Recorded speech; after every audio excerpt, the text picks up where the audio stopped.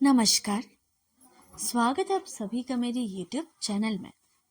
तो दोस्तों, आज हम पढ़ेंगे R.K. नारायण की लिखी कहानी माँ और बेटा।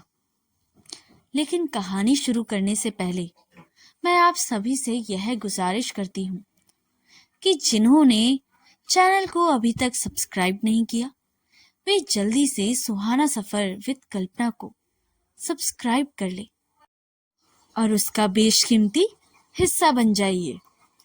इससे मेरा भी हौसला बढ़ता है। तो चलिए शुरू करते हैं आज की कहानी। जब वह आधा खाना खा चुका, रामू की माँ ने शादी का विषय फिर उठाया। रामू ने इतना ही कहा, तुम फिर से यही बात करने लगी। वह गुस्से से ज्यादा मजा ले रहा लगता था, इसलिए माँ ने एक एक करके लड़की के अच्छे गुण गिनाए। उसके भाई की बेटी अब 14 की हो रही है, देखने में अच्छी है और भाई अच्छा दहेज देने को तैयार है। वह खुद बूढ़ी हो रही है और घर की देखभाल के काम से छुट्टी चाहती है। वह कभी भी ऊपर जा सकती है और उसके पीछे रामू के लिए खाना कौन बनाएगा और कौन उसकी देखभाल करेगा। और सबसे ज्यादा महत्वपूर्ण तर्क यह था कि शादी के बाद आदमी का भाग्य पलट जाता है। फसल उस हाथ पर निर्भर करती थी जो हल पकड़ता है, उस पर करती है जो हौड़ी पकड़ता है। शाम को पहले रामू की माँ ने तय किया था कि अगर रामू अब भी शादी से इनकार करता है या शादी की बात सुनने ही मुंह फैला लेता है, तो वह उसे अपने भाग्य पर छोड़ देगी। अगर वह चलती ट्रेन के आगे खड़ा हो जाता है तो भी वह उसे अकेला छोड़ देगी। इसके बाद वह कभी उसके मामलों में दखल नहीं देगी। वह सोचने लगी वह कितनी मजबूत किस्म की औरत थी और लोगों को ऐसा ही होना चाहिए। यह सब तो ठीक है कि माँ का दिल बहुत मुलायम होता है वगैरह वगैरह, लेकिन माँ की भावनाओं को भी एक सीमा होती है। अगर रामू सोचता है कि वह माँ है, इसलिए वह जो चाहे कर सकता है, तो वह दिखा देगी कि वह उसका यह सोचना गलत है। अगर वह उसके फैसले को अनदेखा करता है तो वह उसकी भावनाओं की कद्र नहीं करता, तो वह उसे दिखा दे कि वह कितनी उपेक्षा कर सकती है। इतनी सब तैयारी के बाद उसने शादी का विषय उठाया था और उसके पक्ष में से बहुत से मजबूत कारण गिनाए थे, लेकिन रामू ने वे सब ठुकरा दिए और उसकी भतीजे की शक्ल की भी आलोचना करने लग गया। इस पर उसने कह दिया, यह आखिरी बार है जब मैं ये चर्चा कर रही हूँ। इसके बाद तुम मेरी बला से अगर मैं तुम्हें डूबते देखेगी तो भी नहीं पूछूंगी कि क्या बात है। समझ गए ना? हाँ, रामू सोचता हुआ सा बोला। वह चौथी दफा भी इंटर की परीक्षा पास नहीं कर सकता था। अब तक कोई नौकरी 20 रुपए की भी ढूंढ नहीं सका और यह माँ से हमेशा परेशान करती थी और चाचा की लड़की से ही। उसका आगे निकला दांत देखकर कोई भी दहल जाएगा। वह इस लड़की से शादी करेगा, यह सोचना भी गलत है। वह चाहता था जब कभी शादी करेगा तो रसिया जैसी लड़की से, जिसे उसने हिंदी की 2-3 फिल्मों में देखा था। उसकी जिंदगी परेशान और बेकार सी चल रही थी।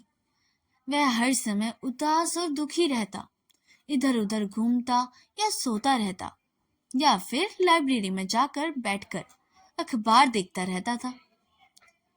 इस समय वह खाने के पते पर बैठा सोच ही रहा था। माँ उसे कुछ देर देखती रही और फिर बोली, मुझे तुम्हारे चेहरे से नफरत है। उस हर आदमी के चेहरे से नफरत है जो ऐसा चेहरा लिए पत्ते के सामने बैठा है। 10 दिन पहले विधवा हुई और औरत का चेहरा भी तुमसे ज्यादा खुश नजर आता है। उसने जवाब दिया, तुम ये सब बातें इसलिए कह रही हो क्योंकि मैंने तुम्हारे भाई की बेटी से शादी करने से मना कर दिया है। मुझे तुम्हारी परवाह नहीं है।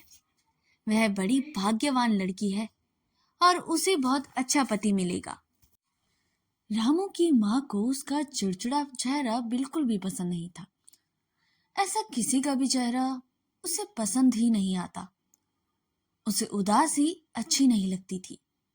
वह उसे असहाय थी। वह देर तक बोलती रही तो लड़के ने कहा, अब बंद भी करो यार ये बकवास। माँ ने जवाब दिया, मेरी जिंदगी खत्म हो रही है। बहुत जल्द तुम्हें पता चलेगा जब मेरा बोलना बंद हो जाएगा। शायद तब तुम्हें समझ आए। अभी तुम मुझसे बोलते हो कि बकवास बंद करो, मेरा बोलना तुम्हें पसंद नहीं आता। जब यह नौबत आ जाएगी कि मैं बोलना ही बंद कर दूंगी। मैंने तो सिर्फ यह कहा है कि मुझे खा लेने का वक्त दो। हाँ हाँ, अब तुम्हें काफी ही समय मिलेगा बेटा। जब मैं चली जाऊंगी तब तुम्हारे पास समय ही समय हो जाएगा बेटा। रामू को ये बात बिल्कुल पसंद नहीं है, इसलिए वह कुछ नहीं बोला, चुपचाप खाता रहा। माँ कहने लगी, मैं तो सिर्फ यह चाहती हूँ कि खाते समय तुम जरा आदमी दिखाई दिया करो बेटा। यह खाना खाकर कैसे आदमी दिखा जा सकता है? क्या कहा? माँ चीख कर बोली, इतने अच्छे हो और आदमियों की तरह कुछ कमा कर भी ले आओ बेटा। फिर पैसे फेंको और कहो बेटा क्या खाओगे, वो मैं तब बना दूंगी। अभी कुछ नहीं कमाते तो तुम्हारी फरमाइश को पूरा नहीं किया जाएगा। निकम्मे रहकर अच्छा खाना मांगते, तुम्हें शर्म नहीं आती बेटा? खाना खत्म करके रामू चप्पल पहनने लगा। माँ ने पूछा, कहाँ जा रहे हो? बाहर जा रहा हूं। उसे सूखा सा जवाब देकर रामू ने दरवाजा छोड़कर घर से निकल गया। माँ का दिन काम निपट गया। उसने रसोई धो डाली थी, बर्तन मांजकर करीने पे लगा दिए थे और छोटी सी झाड़ू कोने में रखकर रसोई की खिड़की भी बंद कर दी। फिर दरवाजा बंद करके लालटेन हाथ में लेकर वह कमरे के बाहर आ गई। सड़क का दरवाजा चौपट तक खुला था। लड़के की लापरवाही पर उससे गुस्सा आया। यार, ये दरवाजा इतना खुला है, ये लड़का इतना गैर जिम्मेदाराना कैसे व्यवहार कर सकता है कि घर का मुख्य दरवाजा खुला छोड़कर बाहर चला गया। यहाँ वह है कि रात दर रात रसोई और घर की घिस घिस कर सफाई करती मरी जा रही हूँ, और इसे यह सब नहीं चाहिए तो वही क्यों करके मरती रहे। अब इतना बड़ा हो गया कि जिंदगी में जिम्मेदारियों को समझ सके और इन जिम्मेदारियों को उठाने लायक वह हो चुका है। उसने अपना छोटा सा लकड़ी का डिब्बा निकाला और उसमें से एक लौंग, इलायची और एक सुपारी का टुकड़ा निकालकर मुंह में रख लिया। इन्हें चबाते हुए उसे कुछ शांति का अनुभव हुआ। फिर दरवाजा उठाकर जमीन पर लेट गई और सोने की कोशिश करने लगी। रामू कहाँ गया होगा, यह सोच सोचकर उसे परेशानी होने लगी। उठकर उसने चटाई लपेटी, बाहर आई और वही चटाई बिछाकर लेट गई। मन में भगवान राम का नाम लेना शुरू कर दिया, जिससे परेशानी कम हो। वह जपती रही, सीताराम सीताराम सीताराम सीताराम। लेकिन अचानक राम का नाम भूलकर रामू का नाम लेने लगी। उसकी फिक्र फिर लौट आई थी। जाने से पहले उसने कहा था, मैं जरा बाहर टहलने जा रहा हूं, फिक्र मत करना मेरी, जल्दी लौट आऊंगा। नहीं, यह नहीं कहा था उसने। वह यह कहने वाला लड़का ही नहीं है। यह लड़का अपने आने जाने के बारे में कुछ बताता क्यों नहीं है? उसके इस व्यवहार से डर लगने लगता है। लेकिन उसकी अपनी जबान भी तो कितनी कड़वी और गुस्सा कितना बड़ा तेज है। खाने के समय उसने जो बातें कही वे अच्छी नहीं थी। जिंदगी में वह अपने इस स्वभाव से दुखी ही रहती थी। उसे जब गुस्सा चढ़ता तो वह सब कुछ भूल जाती। वह जानती थी कि यदि वह कुछ कम बोलती तो पति भी कुछ ज्यादा साल जिंदा रह सकता था। रामू ने खाने के बारे में जो कुछ कहा था, कल से वे सब्जियां सादा बनाएंगी और ज्यादा ध्यान देकर खाना पकाएगी। यह सोचते सोचते उसे नींद आ गई। दूर कहीं 1 बजे का घंटा बजा। अरे, 1 बज गया। वह जाकर उठी और रामू रामू पुकारने लगी। रामू, रामू। उसे यह सोचते हुए डर लगने लगा कि रामू ने क्या किया होगा। फिर उसे विश्वास हो आया कि खाने के समय उसके शब्दों को सुनकर रामू ने आत्महत्या कर ली होगी। वह बैठ गई और रोने लगी। हाय राम, ये लड़का भी कहाँ चला गया है। रोना बढ़ता ही गया और हिस्टीरिया जैसा हो गया। भीतर भर रहे आंसुओं को निकालने के लिए आंखें बंद की तो कुलन हल्ली टैंक में रामू की लाश दिखाई देने लगी। उसकी धारदार कमीज और मिल्की धोती गीली होकर बदन से चिपक गई थी। उसके चप्पल तालाब की सीढ़ी पर पड़े थे। चेहरा फूल कर कुप्पा सा हो गया था और पता नहीं चल रहा था कि यह चेहरा किसका है। वह जोर से चीखी और उठकर खड़ी हो गई।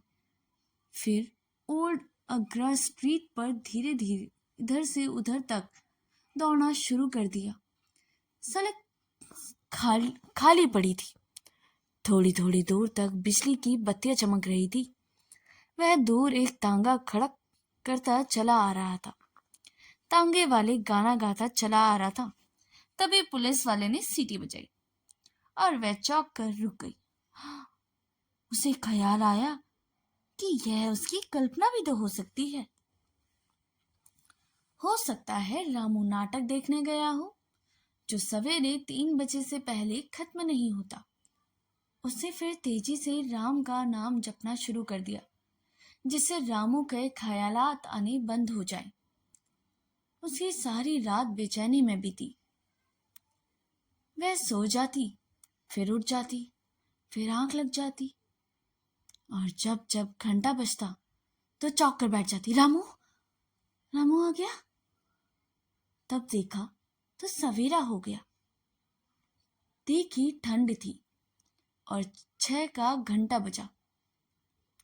आंखों में आंसू भरे वह कुकन हल्ली तालाब की ओर चलने लगी। मैसूर शहर जाने लगा था। दूध वाले अपने गायों को लिए धीरे धीरे जा रहे थे। म्युनिसिपैलिटी की भंगी लंबी लंबी झाड़ुएं लिए सड़क की सफाई भी कर रहे थे। 1-2 साइकिलें भी उसके पास से गुजरी। वह तालाब पर पहुंच गई, लेकिन पानी की तरफ देखने की हिम्मत ना कर सकी। मैं नहीं देख पाऊंगी इस तालाब की ओर। रामू किनारे देखा तो पाया कि रामू एक बेंच पर पड़ा सो रहा था। एक सेकंड के लिए उसने सोचा कि कहीं यह उसकी लाश तो नहीं है। उसने उसे पकड़कर जोर से लाया और चीखी, राम। वह हिला तो उसे तसल्ली हो गई। रामू बैठ गया और आंखें मलने लगा। कौन है? फिर बोला, तुम यहां क्यों आई हो मां? तू यहां क्यों सो रहा है बेटा? मुझे नींद आ गई है थी। उसने कहा, घर चल बेटा। वह उसका हाथ पकड़कर चलने लगी, लेकिन वह तालाब की सीढ़ियों की तरफ बढ़ा। मां ने पूछा, बेटा कहाँ जा रहे हो? मैं जरा मुंह हाथ तो धो लूं, रामू ने कहा। उसने रामू का हाथ कसकर पकड़ लिया और बोली, नहीं नहीं बेटा, तुम मुंह हाथ घर पे धो लेना। तुम पानी के पास मत जाओ, वहां सही नहीं है। घर चलो, घर जाके मुंह हाथ तो लेना। रामू को तभी लगा कि कुछ अजीब सा है। रामा रामू ने उनकी आज्ञा मान ली, यद्यपि उसे माँ का यह आग्रह मालूम पड़ता दिखाई दे रहा था। तो दोस्तों, यह स्टोरी यहीं पर समाप्त होती है। R.K. नारायण की कहानी मदर एंड सन, माँ और बेटा, एक माँ और उसके लापरवाह कठोर बेटे रामू के रिश्ते पर आधारित है, जहाँ माँ की निस्वार्थ ममता और चिंता रामू के बेपरवाह रवैये के विपरीत है। माँ बूढ़ी हो रही थी और रामू की चिंता करती है, लेकिन रामू अपनी माँ की बिल्कुल भी परवाह नहीं करता। फिर भी माँ का प्यार इतना गहरा है कि वह उसे छोड़कर जाने के लिए उससे कठोर शब्दों के बावजूद उसकी सुरक्षा के लिए चिंतित रहती है और अंत में उसे ढूंढकर घर भी लाती है, जो मातृत्व के अटूट बंधन और बेटे की जिम्मेदारियों की जरूरत को भी दर्शाती है। रामू अपनी माँ के साथ रहता है, लेकिन उसका व्यवहार कठोर भी है और असंवेदनशील है। वह अपनी माँ की चिंता और देखभाल को बिल्कुल नजरअंदाज कर देता है, जबकि माँ रामू के भविष्य और सुरक्षा को लेकर हमेशा चिंतित रहती है, खासकर जब वह बाहर जाता है। रामू का कठोर स्वर जो है माँ को हमेशा दुख पहुंचाता है और एक दिन बहस के बाद रामू घर से निकल जाता है। माँ बहुत डर जाती है और उसे लगता है कि कहीं उसके शब्दों ने रामू को आत्महत्या के लिए मजबूर तो नहीं कर दिया। माँ को रात भर रामू को ढूंढती है और उसकी चिंता से बेहाल हो जाती है। अगली सुबह जब वह रामू को एक बेंच पर सोते हुए पाती है, तो उसे झील के पास जाने से मना कर देती है, क्योंकि उसको लगता है कहीं वे डूब के आत्महत्या ना कर ली। कहानी दिखाती है कि माँ का प्यार कितना गहरा और निस्वार्थ है और रामू को अब जिम्मेदार भी बनना चाहिए। अंत में ये कहानी बताती है कि माँ की ममता बेटे के कठोर व्यवहार के बावजूद भी कम नहीं हो पाती और वह उसकी हमेशा परवाह करती है। अगर आपको ये स्टोरी अच्छी लगी हो तो इसे लाइक, सब्सक्राइब और शेयर करना बिल्कुल भी ना भूलिएगा। मिलते हैं अगली कहानी में, तब तक के लिए धन्यवाद।